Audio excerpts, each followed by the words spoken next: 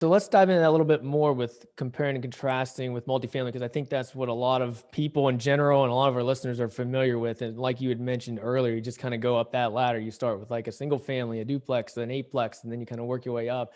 And that's why the multifamily space is so saturated. So maybe just kind of go into comparing and contrasting multifamily versus office.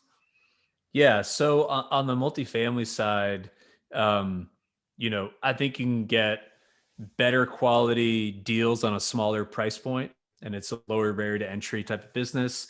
And because you're turning over these leases 6 or 12 months, you can really, improve pretty dramatically. Whereas office, once you start going below $10 million, the quality really trails off pretty dramatically, and you start looking at some older vintage properties and maybe not the best submarket. So there is a price point differential that is just kind of part of the business.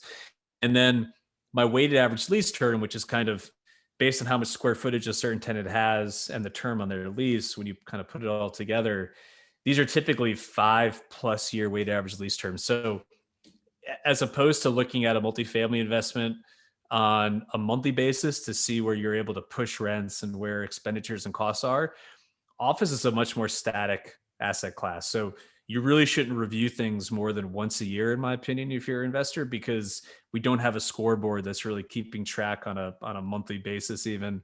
And so it is much more of a longer term play, which means the IRR is going to be lower, but your yield should be higher.